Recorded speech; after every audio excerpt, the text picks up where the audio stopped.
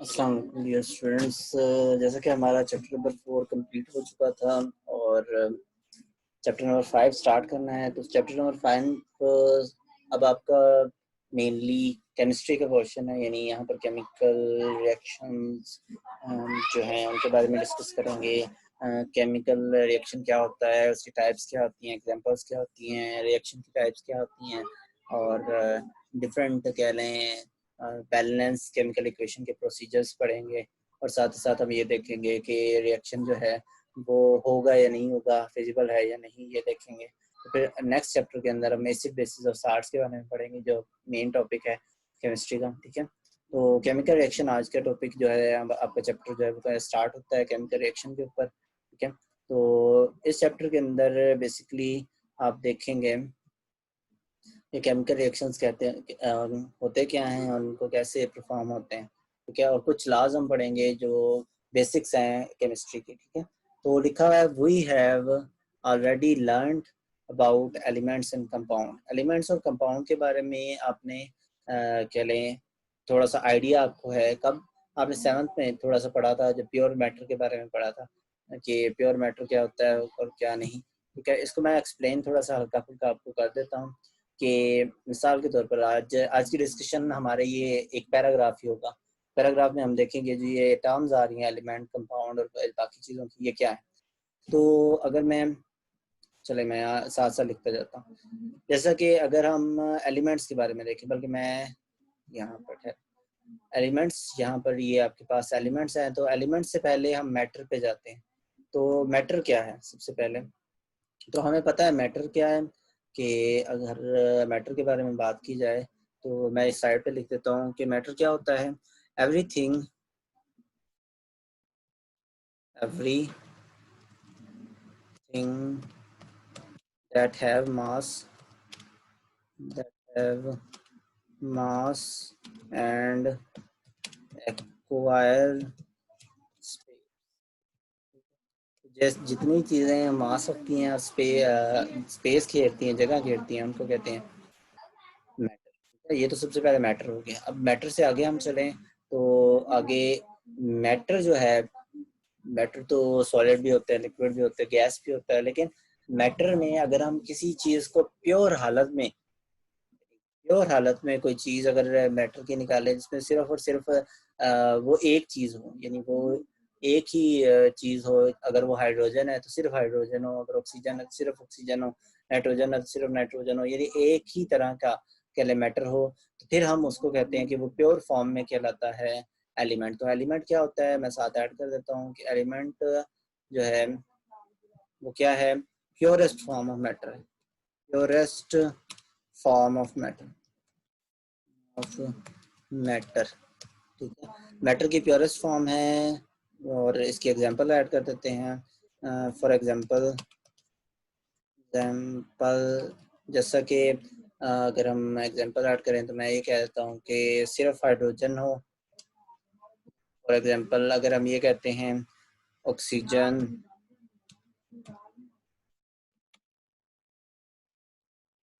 Carbon,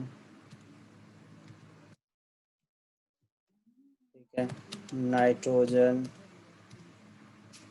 oxygen,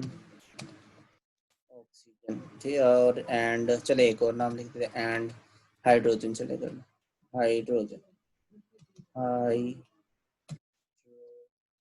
अब सिर्फ hydrogen अगर होगा वो अकेले एलिमेंट है, अगर नाइट्रोजन होगा तो वो एक एलिमेंट है, कार्बन अकेला होगा तो वो एलिमेंट है, ऑक्सीजन अकेला है तो वो एलिमेंट है। ठीक है, ये एलिमेंट की एग्जांपल्स मैंने दे दी हैं, प्योरेस्ट फॉर्म है मैटर की। ठीक है, नेक्स्ट अब जब एलिमेंट्स, क्योंकि एलिमेंट्स जो हैं वो आज़ादाना यानी इंडिपेंडेंट नहीं रह सकते, वो आसानी से मतलब कि एक दूसरे के साथ आज़ादाना नहीं रह सकते।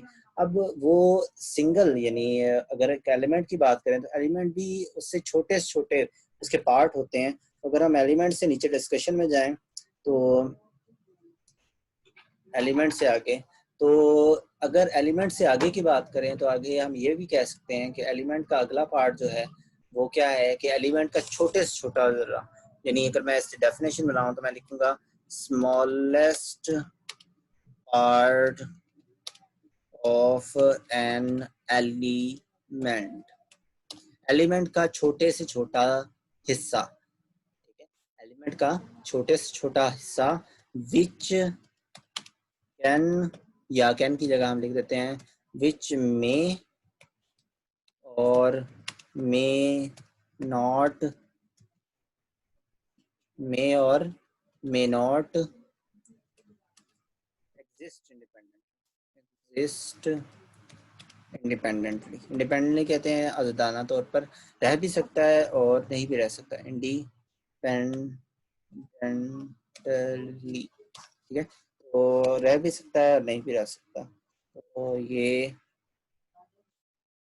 तो मैटर का जो कह लें मैटर है, मैटर का प्योरेस्ट फॉर्म थी एलिमेंट, एलिमेंट के आगे जो स्मॉलेस्ट पार्ट है एलिमेंट का वो कहलाता है जो रह भी सकता है आज़ादाना और नहीं भी रह सकता आज़ादाना, उसको हम कहते हैं कि वो क्या कहलाता है, वो कहलाता है इज कॉल्ड एटम,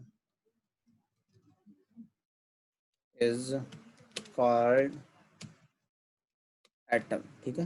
वो ऊपर वाली जो डेफिनेशन है वो है किसकी, वो है एलिमेंट की, यानी ये एलिमेंट है प्योरेस्ट फॉर्म जो मैटर की है, मैटर में आगे उसका सबसे छोटा पार्ट, अगर प्योरेस्ट फॉर्म में मैटर है तो उसका सबसे छोटा पार्ट अगर कहें एलिमेंट जो है, एलिमेंट का सबसे छोटा पार्ट, तो वो क्या कहलाता है, एटम कहलाता है। तो ये 3-4 डेफिनेशन समझाने के लिए कि अगर आपकी बेसिस जो है वो मजबूत हो जाए, तो अगर मैं ये कहूँ कि आपके पास एक कह लें आपके पास पानी का एक गिलास है, ठीक है, अब पानी का गिलास जो है उसके अंदर अगर पानी का फार्मूला देखें तो पानी का फार्मूला होता है ये लिखा हुआ है H2O, ठीक है, पानी क्या होता है, H2O होता है, यानी उसमें हाइड्रोजन भी है और ऑक्सीजन भी है, ठीक है। तो अगर हम ये कहते हैं कि पानी में हाइड्रोजन भी है और ऑक्सीजन भी है, तो अब पानी एक मैटर भी है, यानी एक लिक्विड फॉर्म में जो स्पेस भी घेर रहा है और मास भी उसका होता है, तो पानी जो है जिसका मास और वॉल्यूम होता है यानी वो मैटर है, उसमें अगर हम देखें तो हाइड्रोजन भी है ऑक्सीजन भी है, इट मींस यहाँ पर दो तरह के एलिमेंट्स हैं, और जब एलिमेंट्स आपस में कंबाइन होते हैं तो कंबाइन होने के बाद वो बनाते हैं नेक्स्ट चीज, इसको हम कहते हैं कंपाउंड्स, यानी कंपाउंड्स जो हैं वो फॉर्म होते हैं किसके जरिए, बाय, यानी हम इसकी डेफिनेशन ये बना सकते हैं कि व्हेन टू और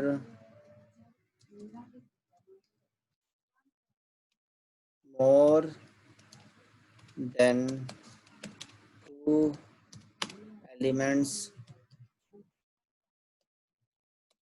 रिएक्ट ईच अदर, रिएक्ट,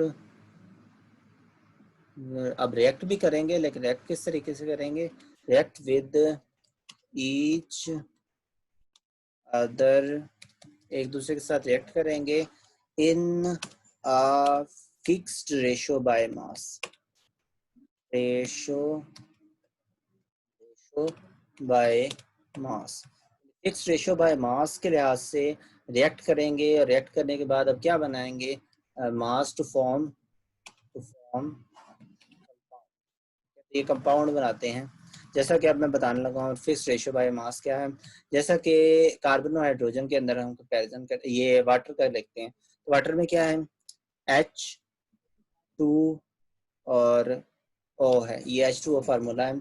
अगर हम इसका मास देखें तो हाइड्रोजन का मास होता है 1, ठीक है, और कितने यानी मल्टीप्लाई अगर हम करें तो 1, क्योंकि 2 हाइड्रोजन है तो मल्टीप्लाई बाय 2 करें तो हमारे पास आंसर कितना आता है, तो आंसर आता है हमारे पास इज इक्वल टू 2, ये हाइड्रोजन की है, फॉर हाइड्रोजन H, मैं सिंबल से लिख रहा हूँ। अब नेक्स्ट हम देखते हैं ऑक्सीजन के लिए, तो ऑक्सीजन का अगर आप पीरियोडिक टेबल देखेंगे तो उसका एक ऑक्सीजन है और मल्टीप्लाई करें अगर हम उसके मास से, यानी मल्टीप्लाई करें उसको हम उसके मास से, और मास होता है 16, तो 16 से मल्टीप्लाई करें तो आंसर कितना आता है, आंसर हमारे पास आता है, आंसर आता है हमारे पास 8, सॉरी 8 नहीं 16 आता है, ठीक है। तो 16 किसके लिए है, फॉर ऑक्सीजन, ऑक्सीजन का मैं सिंबल और लिख देता हूँ। अब आपके पास एक है 2 और एक है 16, अगर हम रेशो बनाएं तो रेशो क्या बनेगी, 2 रेशो 16 बनेगी, अगर हम इसको सिंप्लीफाई करें तो सिंप्लीफाई करने पर रेशो बनेगी 1:8। अब ये जो 1:8 है यहाँ पर, ये जो नजर आ रही है, ये 1:8 कहलाती है कि ये इसकी सिंपलेस्ट कह लें रेशो बाय मास है। यानी ये जो रेशो बाय मास है, फिक्स रेशो बाय मास, ये पानी के लिए कितनी होगी? 1:8 होगी। फिक्स रेशो के पानी के लिए कितनी होगी? 1:8 होगी। ये 1:8 जो है ये है फिक्स्ड रेशो ऑफ का hydrogen and oxygen in water. ठीक है, वाटर के अंदर ये हाइड्रोजन और ऑक्सीजन की फिक्स रेशो होगी। ठीक है, तो ये जो जितना भी हिस्सा है इसको मैं जरा बड़ा कर देता हूँ, एलिमेंट का हिस्सा। ठीक है, तो ये एक मिनट आपको वाज़े नज़र आ जाए। ठीक है, तो ये और ओके, तो ये चीज़ आपको याद रखनी है कि ये फिर कंपाउंड क्या होते हैं। कंपाउंड जो है एक या दो या दो से ज़्यादा एलिमेंट्स जब आपस में रिएक्ट करते हैं, तो रिएक्ट करने के बाद फिक्स रेशो के ऊपर बाय मास पर कंपाउंड फॉर्म होते हैं। जिसकी H2O की एग्जांपल दी है, उसकी ये रेशो क्या बनती है? 1:8 बनती है। इस तरह कार्बन डाइऑक्साइड की बात करें, ये CO2 की, तो CO2 में रेशो होती है 3:8 की। कैसे होती है इसको मैं आपको आगे जब फर्दर डिस्कशन होगी कार्बन डाइऑक्साइड की फिक्स रेशियो, जब हम second law of definite proportion पढ़ेंगे, तो उसमें मैं आपको बताऊंगा कि कार्बन डाइऑक्साइड की 3:8 की रेशियो कैसे होती है या क्या रेशियो होती है, ये देखेंगे वहां पे। तो अब बात यहाँ पर कंपाउंड के बारे में की है। This substance such as hydrogen, ये एलिमेंट है हाइड्रोजन। ठीक है, या क्योंकि ये सिर्फ हाइड्रोजन और ऑक्सीजन यानी O2, ये भी एक एलिमेंट है अगर ऑक्सीजन सिर्फ है। अब हाइड्रोजन और ऑक्सीजन क्या करेंगे? आर दी एलिमेंट्स, ये क्या है? एलिमेंट्स है, क्योंकि ये प्योर फॉर्म में, हाइड्रोजन भी प्योर फॉर्म में है, ऑक्सीजन भी प्योर फॉर्म में है। वाइल वाटर यानी पानी, कार्बन डाइऑक्साइड, ये क्या है? कंपाउंड, क्योंकि ये इन दोनों के रिएक्ट करने से बने, ये आपस में रिएक्ट करने से एलिमेंट के बने हैं। वाटर हाइड्रोजन और ऑक्सीजन के रिएक्ट करने से बना है, और कार्बन डाइऑक्साइड कार्बन और ऑक्सीजन के रिएक्ट करने से। तो it is our daily observation that water can be changed into ice, यानी पानी जो है वो आइस यानी बर्फ में तब्दील हो जाता है। क्या बर्फ में तब्दील होने पर भी पानी H2O ही रहता है? और अगर वो स्टीम में कन्वर्ट होता है, जैसे कन्वर्टेड इनटू स्टीम लिखा है, it is also change into steam, steam यानी भाप में कन्वर्ट हो जाता है, तो क्या भाप में कन्वर्ट होने पर भी वो H2O ही रहता है? तो ये बात जो है वो आगे लिखी है कि ड्यूरिंग बोथ केसेस, बोथ यानी दोनों चेंजेस में chemical composition of water and its chemical properties are not change, यानी जो पानी की केमिकल नेचर है वो H2O है, ये H2O वाली केमिकल नेचर चेंज नहीं होती, ये वैसे की वैसे रहती है, और उनकी केमिकल प्रॉपर्टीज भी जो हैं वो नहीं होती चेंज। ठीक है, नॉट चेंज। तो ये याद रखना है कि केमिकल प्रॉपर्टीज भी चेंज नहीं होती। आगे, it means that the liquid water ice and steam are three physical different forms, यानी तीन फॉर्म्स हैं पानी की, जो आइस, वाटर और स्टीम है। ठीक है, और सेम सब्सटेंस है, यानी एक ही सब्सटेंस की, जो क्या है? वाटर है। वाटर की ये डिफरेंट टाइप्स हैं, जो यानी सॉरी डिफरेंट फिजिकल स्टेट्स हैं, जो लिक्विड और आइस और स्टीम की फॉर्म में है। On the other hand, when we pass electricity through acidified water, acidified water कौन सा होता है? जिसमें कोई एसिड डाला हो, यानी H2SO4 डाल दिया हो, और भी कोई एसिड डाल दिया, तो एसिडिफाइड वाटर में से जब हम इलेक्ट्रिसिटी पास करते हैं तो वो पास होती है। तो उस पास होने के दौरान क्या होता है? It changes into hydrogen and oxygen gas, उससे हाइड्रोजन और ऑक्सीजन गैस बनती है हाई कह लें करंट जब फ्लो करते हैं, which are entirely different substances with different chemical composition and chemical properties. अब ये जो हाइड्रोजन है, इसकी प्रॉपर्टी और इस ऑक्सीजन की प्रॉपर्टी क्या है? एक दूसरे से डिफरेंट है। हाइड्रोजन और ऑक्सीजन की प्रॉपर्टीज को देखें और पानी की प्रॉपर्टीज को देखें तो बड़ी इंटरेस्टिंग सी चीज है इनके अंदर, कि अगर हम पानी को इनके से कंपेयर करें, तो पानी क्या करता है? आग को बुझाता है, पानी का काम क्या है? आग बुझाना। लेकिन ये जो हाइड्रोजन और ऑक्सीजन गैस है, इनमें एक आग लगाने का बायस बनती है और एक आग लगाने में मदद करती है, यानी एक जलती है तो एक जलाने में मदद करती है। यानी हाइड्रोजन गैस अगर जलती है तो ऑक्सीजन गैस जलने में क्या करती है? मदद। लेकिन जब दोनों केमिकली कंबाइन होकर वाटर बनाते हैं तो वो पानी को बुझा देता है। तो दोनों की प्रॉपर्टीज क्या है पानी की, इस हाइड्रोजन और ऑक्सीजन से क्या है? टोटली डिफरेंट प्रॉपर्टीज हैं। तो ये चीज़ याद रखनी है कि जब कंपाउंड बनता है, डिफरेंट सब्सटेंसेस रिएक्ट करते हैं, केमिकल कंपोजिशन जो जिनकी कह लें डिफरेंट है, वो आपस में रिएक्ट करके जब कंपाउंड बनाते हैं तो डिफरेंट टायरली डिफरेंट प्रॉपर्टीज उनकी हो जाती हैं। तो लिखा हुआ है सच अ चेंज, ऐसी तब्दीली in a substance during which entirely new substances with different chemical composition and properties are formed is called chemical change। ये डेफिनेशन है अब आपकी पहली डेफिनेशन इस चैप्टर की, कि जब entirely different कह लें रिएक्टेंट्स या सब्सटेंसेस रिएक्ट करते हैं और रिएक्ट करने के बाद ऐसी चीज बना देते हैं जो डिफरेंट है केमिकल कंपोजिशन में भी और प्रॉपर्टीज में भी, तो इस चीज को हम कहते हैं केमिकल चेंज। जैसे मैं एक केमिकल चेंज यहाँ पर बता देता हूँ। मैं इक्वेशन लिखने लगा, तो यहाँ पर फर्ज किया कि हमारे पास एक इक्वेशन है, मैं ये नीचे उसके एग्जांपल दे देता हूँ कि हमारे पास इक्वेशन है कि H2 जो है वो, और H2 की जगह मैं कहता हूँ 2H2, टू टू टू लिख रहा हूँ मैं, आगे जो बता देता हूँ, और प्लस हमारे पास रिएक्ट कर रहा है O2, O2, ये दो हैं रिएक्ट कर रहे हैं। रिएक्ट करने के बाद एक मिनट मैं एरो लगा दूँ ताकि वाजे हो जाए। तो ये रिएक्ट कर रहे हैं आपस में, और रिएक्ट करने के बाद ये क्या बना रहे हैं, रिएक्ट करने के बाद ये बना रहे हैं 2H2, यानी पानी बना रहे हैं 2H2। अब इस रिएक्शन के अंदर ये जो हमारा पूरा रिएक्शन है, इस रिएक्शन को अगर मैं पिक करूं, ज़रा सिलेक्ट करूं, ठीक है, तो इस रिएक्शन के अंदर अगर मैं इसको थोड़ा एक मिनट है, मैं इसको ज़रा पिक करूं, ठीक है। तो ये जो रिएक्शन हमारा है, एक मिनट सारा का सारा नहीं जा रहा, इसको आगे करके ताकि सारा आ जाए, ठीक है। तो इसको हम यहाँ पर ले जाएं। अब इसका जो कलर है वो कलर मैं ज़रा थोड़ा ब्राइट कर लूँ, ब्लैक कर देता हूँ सारे का, ठीक है। तो इसको कंट्रोल ए कलर ब्लैक कर दो ताकि आपको नज़र आ जाए, ठीक है। तो 2H2 और O2 जब रिएक्ट करते हैं तो रिएक्ट करने के बाद क्या बनाते हैं, यहाँ पर 2H2O बनाते हैं, ठीक है। ये जो रिएक्शन है, इस रिएक्शन के नतीजे में ये जो आपके सामने लिखा है, इसमें हाइड्रोजन जो है वो जलाने वाली गैस है, ऑक्सीजन जो है जलाने में मदद करने वाली गैस है, लेकिन जब ये रिएक्ट करते हैं आपस में, रिएक्ट करने के बाद ये वाटर यानी H2O बनाते हैं, तो ये जो H2O है ये पानी बुझाता है। अब यहाँ इस रिएक्शन के नतीजे में जो हाइड्रोजन और ऑक्सीजन में हुआ है, इससे क्या बन रहा है, वाटर बन रहा है, और ये जो है ये केमिकल चेंज है, ये केमिकल चेंज इसमें आया है। और the chemical change is always brought about by a chemical reaction, और हर केमिकल चेंज किसी केमिकल रिएक्शन के नतीजे में होता है, यानी हर केमिकल चेंज जो होता है वो किसके नतीजे में होता है, केमिकल चेंज केमिकल रिएक्शन के नतीजे में होता है। और ये केमिकल रिएक्शन जो H2 और O2 के रिएक्ट करने से वाटर बना है, ये केमिकल रिएक्शन है।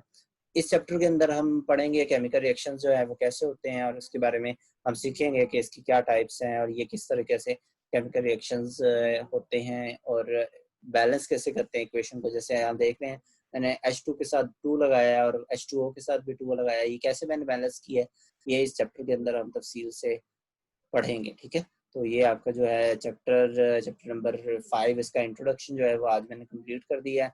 आज आपने इतनी सी चीज़ें करनी है, एक पैराग्राफ ही बहुत है। कल हम इससे आगे चलेंगे और कुछ इक्वेशंस को डिस्कस करेंगे और उनके बारे में देखेंगे वो क्या है, ठीक है। तो आज का लेक्चर यहीं पर एंड होता है, नेक्स्ट लेक्चर के अंदर मुलाकात होगी। अल्लाह।